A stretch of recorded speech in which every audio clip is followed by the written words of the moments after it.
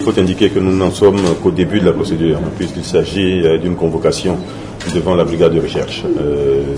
Des enquêtes commencent à être menées et qui vont permettre de situer plus ou moins les responsabilités.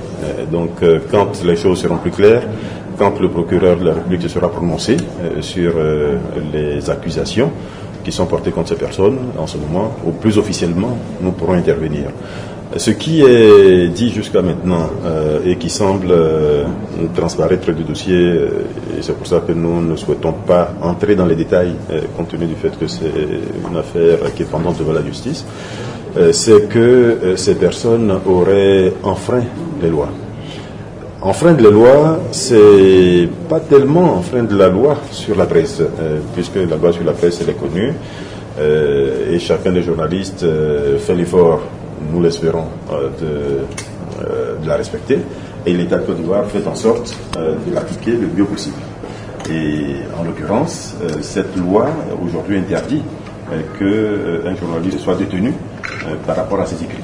Et en l'occurrence ici, certaines personnes ont probablement ignoré que dans cette loi, il y a des articles qui ramènent vers le code pénal pour ce qui est de certaines infractions, en particulier quand il s'agit de l'information fausse, voire même vraie, qui sont diffusées concernant la sûreté nationale, concernant la défense nationale, concernant l'armée, etc.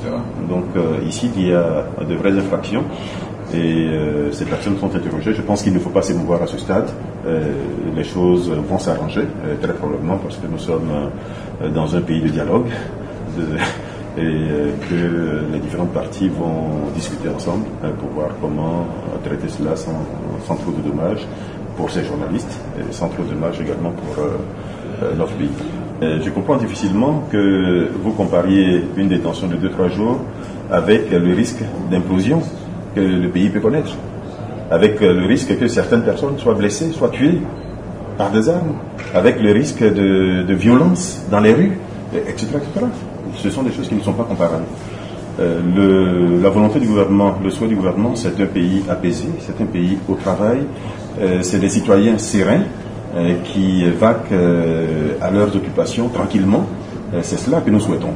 Donc toutes ces informations qui sont fausses, qui sont colportées depuis plusieurs années par certains journaux, il faut bien qu'un jour cela s'arrête. Voilà, donc le message que nous envoyons à tout le monde, il faut que cela s'arrête. Et en tant que ministre de la Communication, je suis le premier peiné de voir des journalistes retenus dans les liens de la détention. Mais en même temps, ayant eu moi-même à les interpeller à plusieurs reprises, je comprends que nous en soyons malheureusement là. Il y a trop de déviations, il y a probablement trop d'abus, et il faut que cela s'arrête. Nous allons essayer d'intercéder auprès des services qui sont directement concernés par le traitement de ce dossier.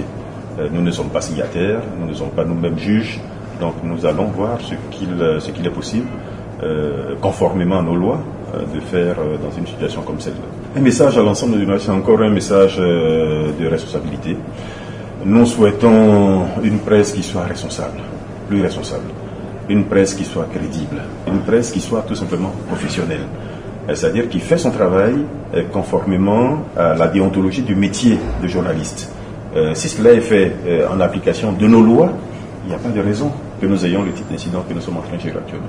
Donc c'est vraiment un appel à la responsabilité d'abord, un appel au professionnalisme de l'ensemble de la présidence.